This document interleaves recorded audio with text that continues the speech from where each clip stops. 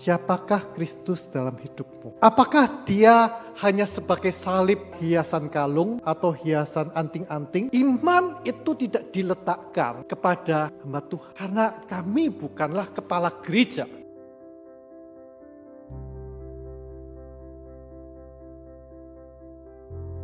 Allah Bapa kami surga, Engkau Tuhan adalah Tuhan yang pencipta alam semesta dan hidup kami. Kami akan syukur untuk kasih-Mu yang besar, memanggil setiap kami dari keberdosaan kami. Engkau menguduskannya dan Engkau jadikan satu di dalam darah-Mu Kristus Yesus. Dan satu panggilan yaitu jemaat Engkau Tuhan menjadi gereja, eklesia. Bapa kami surga, kami mohon Roh Kudus-Mu beserta dengan setiap kami pada saat kami membaca firman-Mu. Pakai hamba-Mu di dalam pemberitaan dan menguraikannya, agar itu boleh memberikan pada kami pegangan, kebenaran yang kami hidupi dalam keseharian pribadi ataupun juga dalam berjemaat sebagai gereja. Tuhan berkati jam pemberitaan ini. Dalam nama-Mu Yesus kami berdoa, amin. Kita akan membaca dari kitab Efesus, surat Paulus pada jemaat di Efesus, pasal 1 ayat 15 sampai yang ke-23. Saya akan membacakan dari Alkitab Bahasa Indonesia Terjemahan Baru edisi kedua. Mungkin akan ada berbeda kalau saudara menggunakan Alkitab elektronik di handphone saudara. Ataupun yang lama.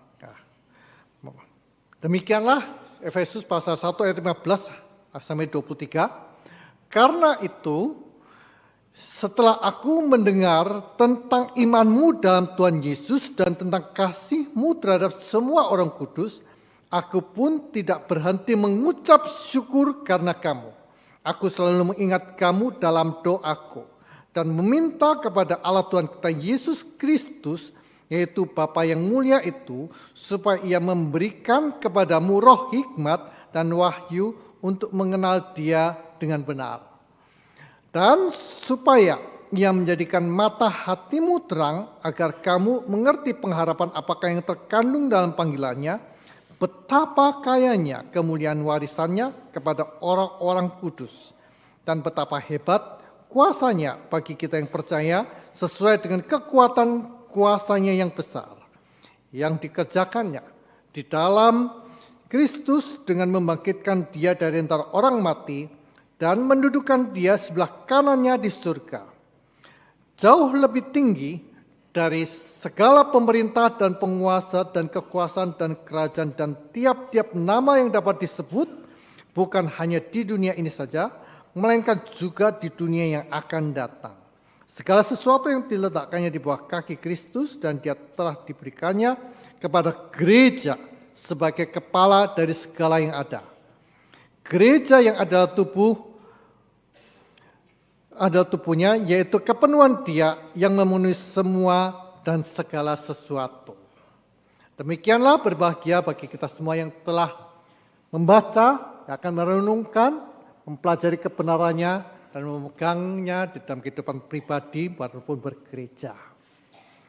Saudara yang kasih Tuhan, tema hari ini adalah di bawah komando Kristus.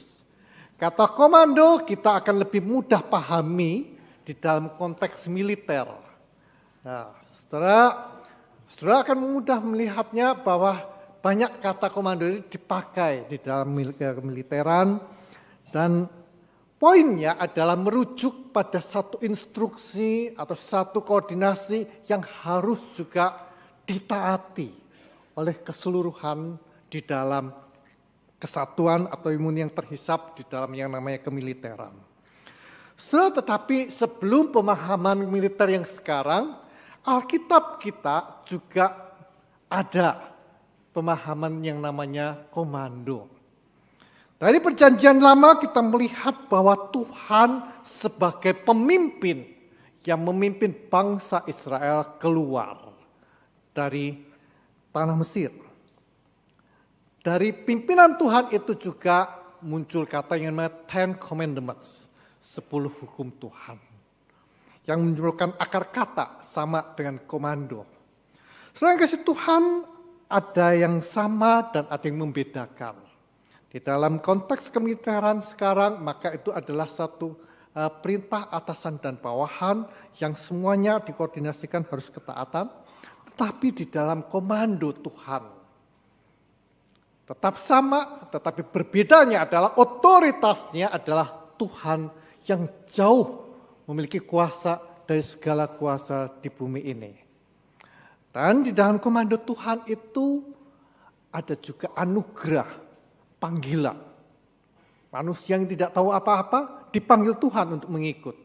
Tapi juga ada grace, anugerah, tapi juga dituntut ketaatan. Saudara Tuhan, di dalam konteks ini kita melihat dari bacaan kita tadi dalam surat Paulus pada Efesus, itu kalau saudara baca di Alkitab saudara diberikan judul doa untuk pengertian tentang kemuliaan Kristus. Saudara-saudara, sekalipun ini adalah surat Paulus dan khusus perikop ini dimulai dengan pemahaman doa, dan perikop ini keseluruhannya adalah juga rangkaian bagaimana doa untuk jemaat di Efesus, tetapi perikop ini juga menggambarkan satu peta rohani, gambaran antara hubungan gereja dengan Kristus sebagai kepala, Kristus sebagai pemegang komando buat gereja. Dan perlu dipahami bahwa ayat di pasal ini sangat menarik karena berbeda dengan Alkitab saudara yang lama, yang buku yang lama, ataupun elektronik, khususnya di ayat 22 dan 23.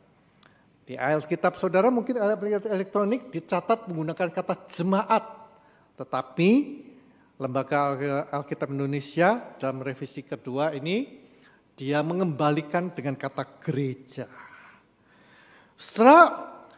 Secara dari 9 ayat ini, kalau diringkas, maka ada 3 poin sistematis, yaitu siapa Kristus, bagaimana kuasanya bekerja, dan apa posisi gereja di hadapannya. Kali ini saya tidak menguraikan di dalam poin-poin ini, tetapi ayat per ayat seperti di dalam awal dituliskan eksposisi kitab Efesus. Mari kita mulai agak padat, tetapi biar kita diperkaya dengan firman Tuhan. Yang pertama, bagian dari ayat 15, di situ adalah dicatatkan tentang gereja yang hidup di bawah komando Kristus itu sebenarnya adalah gereja dalam pengertian orang-orangnya, saudara dan saya, hidup dalam iman dan kasih. Ayat 15 dikatakan, karena itu setelah aku mendengar tentang imanmu dan Tuhan Yesus dan tentang kasihmu terhadap semua orang kudus. Ada dua kata yang terpenting di dalam ayat 15 ini, yaitu kata iman dan kata kasih. Kata iman dipahami sebagai satu keyakinan yang bersandar penuh. Bersandar penuh bukan sekedar pengakuan verbal ketika pernyataan CD di depan jemaat. Bukan juga sekedar slogan atau pengetahuan intelektual, tetapi haruslah dihidupi keseharian kita dalam pribadi, berkeluarga, dan juga bergereja, berkomunitas.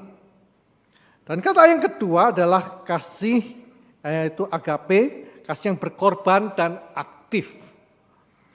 Secara struktur kalimat ini kalau saudara perhatikan, yaitu setelah aku mendengar tentang imanmu, ada fokus ya, yaitu dalam Tuhan Yesus. Jadi bukan kepada gereja atau pemimpinnya. Saudara berkali-kali kalau melayani perkunjungan, di dalam perkunjungan ada kalanya ada anggota tim, contoh aja kok yang pimpin doa, atau pendeta aja yang pimpin doa. Nah, saudara seakan-akan menempatkan bahwa kuasa itu ada pada hamba Tuhannya, pada pendetanya atau penginjilnya. Tapi sesungguhnya kuasanya itu bukan pada penginjil atau pendetanya, tapi pada Tuhan, pada Kristus yang mengasihi saudara dan saya. Dalam 10 hari yang lalu kita melihat ada serah terima kepengurusan pelayanan gereja kita dalam 2 minggu ini, yaitu dari kemajelisan dan kepengurusan periode 2023-2025 dan beralih menjadi kepengurusan yang baru, kemajelisan dan pengurusan baru 2026 hingga 2028. Saudara yang kasih Tuhan, iman itu tidak diletakkan kepada ketua jemaat yang baru, pengurus yang baru, majelis yang baru. Bukan juga kita menyanjung-nyanjung gembala yang baru. Karena gembala baru bukan kepala gereja. Kepala gereja adalah Tuhan Yesus Kristus. Maka kita semuanya tak boleh menyanjung-nyanjung hamba Tuhan, penginjil, pendeta, karena kami bukanlah kepala gereja. Kepala gereja adalah Tuhan Yesus Kristus. Pemahaman ini juga harus kita tidak hanya sekedar di dalam gereja, tapi di rumah keseharian. Kita tempatkan diri kita meyakini, beriman pada Tuhan Yesus saja. Dan itu harus integral antara yang di dalam gereja dan juga di dalam keseharian. Jangan Tuhan Yesus ditinggalkan di dalam gereja, lalu keluar gereja, beriman atau melakukan sesuatu berdasarkan keyakinan sendiri ataupun berdasarkan trik-trik yang kita ciptakan. Setelah yang kasih Tuhan, iman juga harus diintegral dengan kasih, tentang kasih-Mu terhadap semua orang kudus. Johannes Calvin di dalam tafsiran kitab Efesus dia katakan, di mana Kristus memerintah, di situ iman dan kasih tidak dapat dipisahkan. Hari ini setelah persembahan yang biasanya, kita akan sama-sama menyatakan iman kita pada Kristus dengan menyatakan kasih kepada saudara-saudara kita yang mengalami bencana di Siau. Kita harus nyatakan itu. Sudah mudah kita mengatakan kasih itu dalam bentuk charity. Yaitu nanti kita akan berikan untuk kita meringankan saudara-saudara kita di Siau yang mengalami bencana. Tetapi kasih juga harus dinyatakan di dalam keluarga, suami dan istri. Kasih juga harus dinyatakan di dalam ruang sidang majelis. Pengurus baru, majelis baru, mungkin saudara akan berbeda pendapat dengan saya di dalam ruang sidang majelis. Tetapi janganlah perbedaan itu dibawa keluar dari ruangan sidang menjadi baper dan kemudian bermusuhan untuk seterusnya. Tuhan tidak beringinkan seperti itu. Perbedaan pendapat di dalam ruangan sidang adalah satu bagian untuk menyatakan iman kita pada Tuhan, untuk memutuskan pelayanan yang terbaik, yang terbijak menurut keputusan bersama, pertimbangan bersama. Dan karena kita semuanya memiliki latar belakang berbeda, maka pertimbangan kita akan berbeda-beda. Tapi jangan sampai kita kemudian menjadi permusuhan gara-gara berbeda pemikiran. Kasih harus dinyatakan pada seluruh jemaat, dimulai juga dari kepengurusan majelis dan kepengurusan yang lainnya. Tanyakan dalam keseharian kita, pula di dalam suami istri.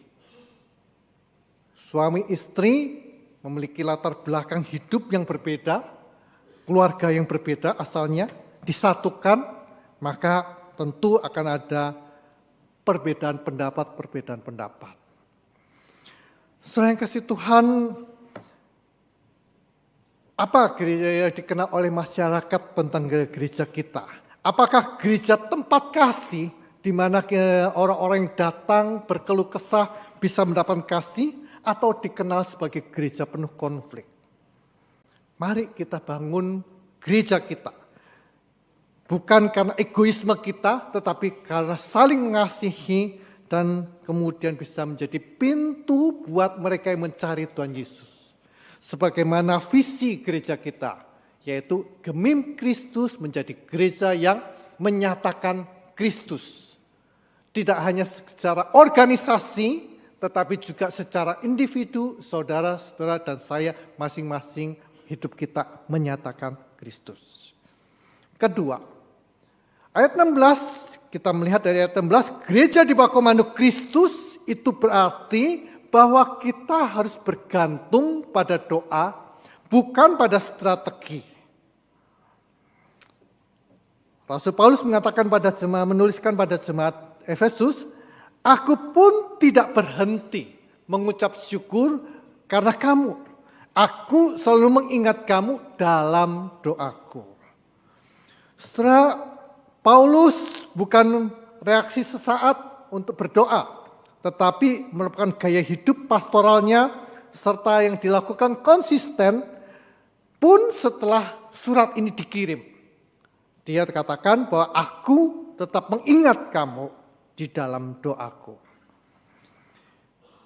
Gereja tidak pernah runtuh karena penganiayaan. Di berbagai tempat di dunia ini, pula beberapa daerah di Indonesia, ada yang menghentikan ibadah-ibadah, tetapi iman pada Kristus itu tidak akan pernah berhenti. Pula masa pandemi, seluruh dunia berhenti untuk kemudian melakukan aktivitas, tetapi ibadah pada Tuhan Yesus, saudara-saudara dan saya tidak boleh pernah berhenti. Pun kalau timbul pandemi yang berikutnya, kita tidak boleh berhenti untuk beribadah. Sekalipun gedung gereja ditutup, tetapi kita tetap harus ibadah pada Tuhan. Doa adalah pekerjaan utama gereja. Jadi rekan-rekan majelis dan semua hadirlah dalam persekutuan doa di Sabtu pagi. Ya, karena kekuatan kita untuk pelayanan kita itu adalah doa. Ya, doa. Saudara-saudara yang Tuhan, menarik, suatu ketika kami ada duduk di ruangan kantor di satu lembaga pelayanan, kemudian datang seorang tamu, seorang pelayan ladang, dan bercakap-cakap cukup banyak tentang pelayanan di ladang. Setelah sekian waktu, beberapa menit bercerita, maka pekerja ladang itu mengatakan demikian. Kita sudah berbicara cukup banyak. Mari kita berdoa. Setelah kalimat itu sangat berkesan buat saya. Karena dia adalah tamu di ruangan kantor itu. Dia bukan pendeta, tetapi dia tamu. Tapi dia mengajak kami untuk kemudian kita berdoa. Saudara-saudara yang Tuhan, doa hendaknya menjadi satu bagian yang natur dari setiap kita sebagai pengikut Kristus, sebagai gereja Tuhan. Bukan hanya di dalam ruangan doa atau ruangan ibadah ini, tapi harusnya di dalam pertemuan-pertemuan. Juga di dalam pertemuan sain, pemuritan, jangan banyak cuman makan-makannya atau diskusinya, tetapi juga harus ada doa. Pula di hari Minggu, saudara, ketika saudara selesai ibadah ini, menyapa, ngobrol-ngobrol dengan satu dengan teman yang lainnya, keluar dari gereja, maka saudara bisa berhenti untuk berjeda, mengajak kemudian menepi di ruang discipleship atau di bagian mana dari gereja ini, untuk ayo saya berdoa mendoakan kamu. Setelah ajakan doa itu sangat menyenangkan. Waktu saya pelayanan di ladang itu berkali-kali teman ladang itu mengajak dalam percakapan tiba-tiba dijeda dan kemudian mengajak berdoa. Hendaknya doa menjadi bagian daripada hidup kita yang natur. Gereja yang di bawah komando Kristus itu memerlukan penerangan roh, hikmat dan wahyu. Dan Allah menjanjikan akan memberikan roh, hikmat, dan juga pemahaman akan firman Tuhan.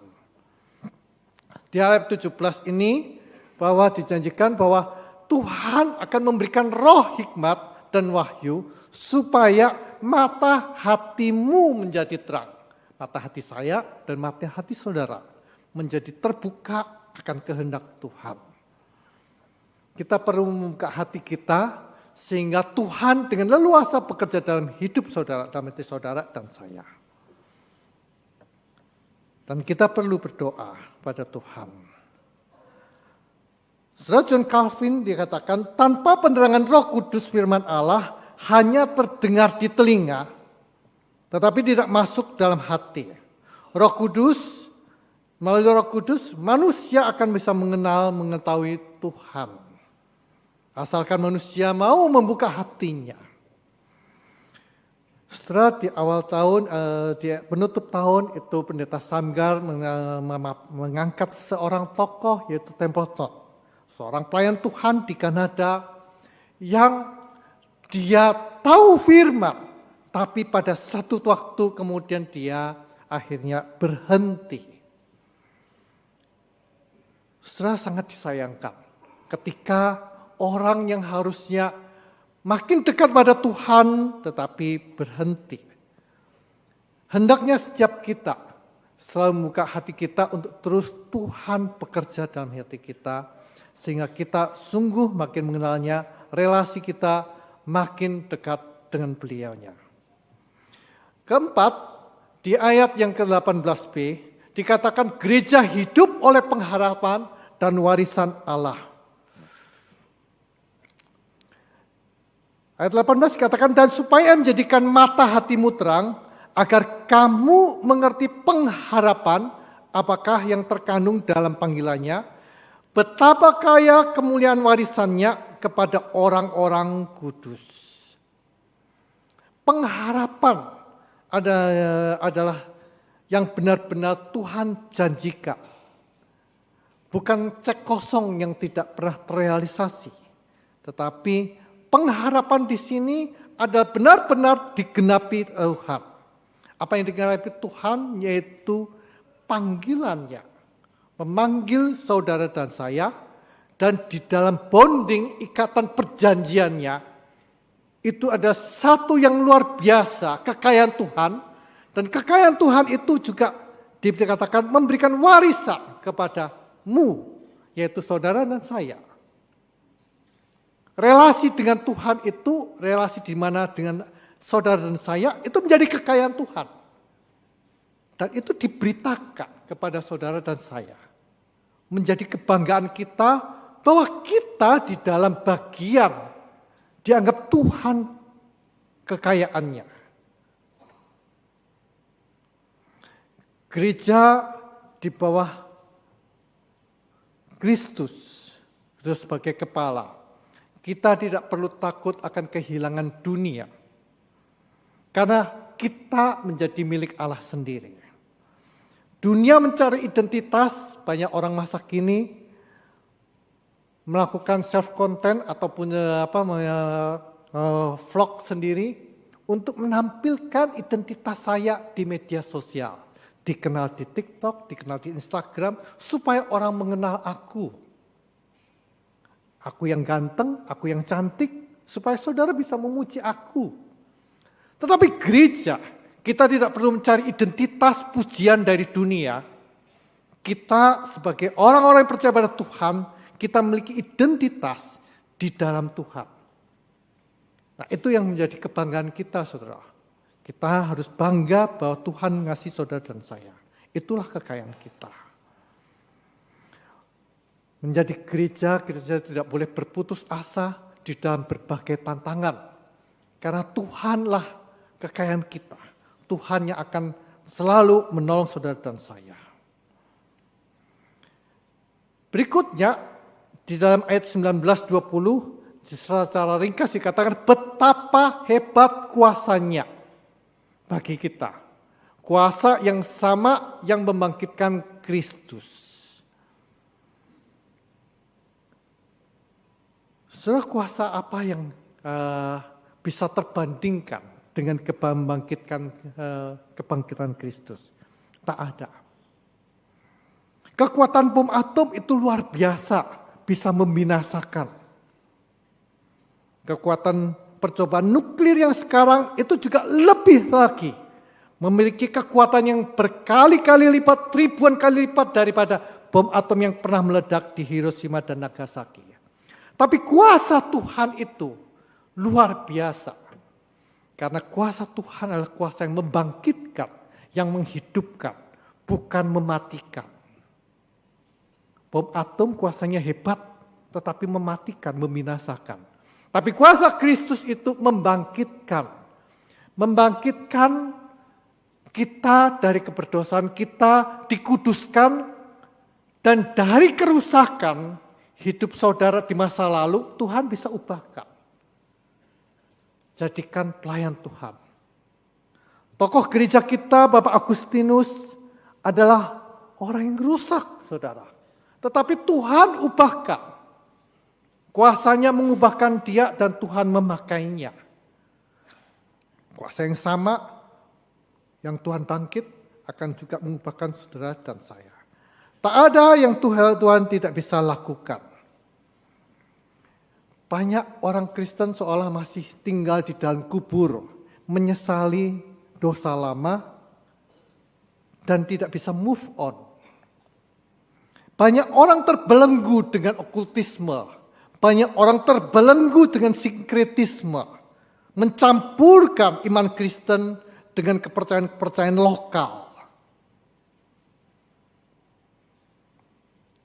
Hari Minggu bawa Alkitab ke gereja, Minggu malam dan seterusnya, taruh pedang atau taruh sesuatu di balik bantal.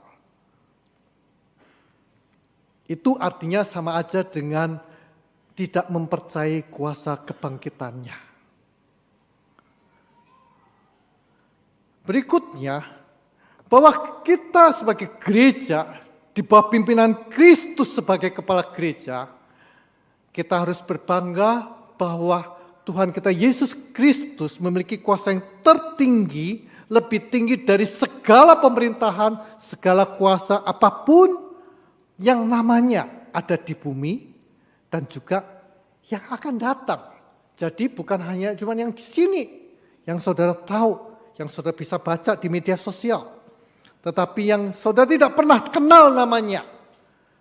Di dunia yang akan datang, di dunia yang kematian, di dunia yang ditakuti banyak orang, Tuhan ada bersama dengan saya, saudara dan saya, kuasanya lebih besar. Kalau kita percaya pada Tuhan Yesus Kristus, kita ada di dalam bonding ikatannya yang sejati. Maka kuasanya dia itu mengikat saudara dan saya sekarang dan seterusnya. Seperti di dalam pujian tadi, gereja dalam sekarang dan akan datang, Engkau Tuhan ada bersama-sama dengan kami. Gereja tidak perlu takut di dalam tekanan-tekanan.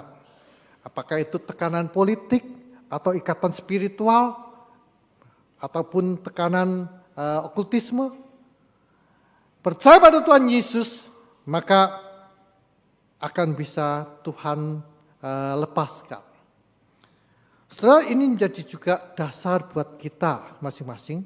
Dan terakhir adalah gereja hidup di bawah Kristus sebagai kepala. Ini adalah yang sangat unik dan sangat berbeda dengan Alkitab saudara. Tadi saya sudah katakan, yaitu Alkitab yang lama yang terbit di tahun 70-an, 80-an. Karena Lembaga Alkitab Indonesia sudah mengganti kata eklesia, diterjemahkan menjadi kata gereja. Tidak sekedar menjadi tidak jemaat, sekedar kumpulan orang, tetapi gereja memiliki makna dipanggil dari keberdosaan, dipimpin kepada kekudusan, kepada kepemilikannya.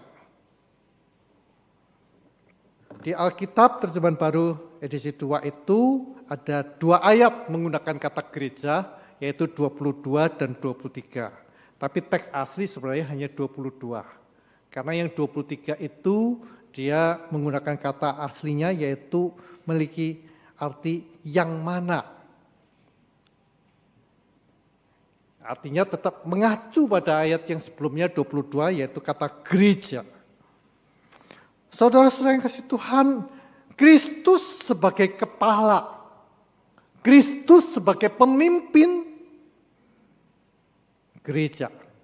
Secara individu-individu, saudara dan saya masing-masing punya pemimpin. Jadi bukan aku pemimpinnya. Bukan si aku. Tetapi Kristus sebagai pemimpinku yang aku harus taati. Pula rekan-rekan majelis ataupun juga semua kepengurusan. Tinggikan Kristus di dalam percakapan, di dalam rapat ataupun persidangan. Ketika ada hal-hal yang kemudian berselisih, maka tetap mengacu, hormatkan, permuliakan Kristus di dalam perselisihan itu supaya kita boleh berendah hati dan melihat yang terutama adalah Kristus yang ditinggikan. Bukan aku, bukan saudara. Bukan pendapatku, bukan pendapat saudara yang lebih menang. Tetapi kita harus melihat dari sisi di mana nama Tuhan dimuliakan.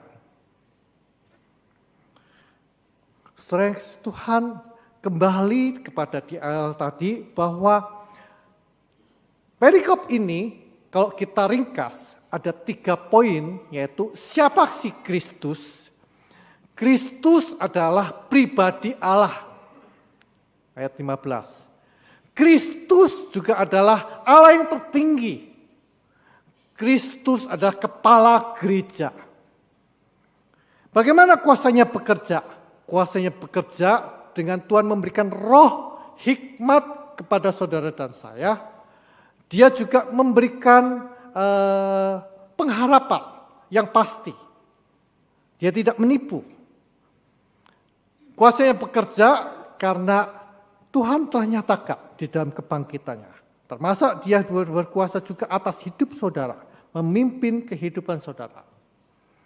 Apa posisinya gereja di hadapannya? Posisinya adalah kita harus bergantung.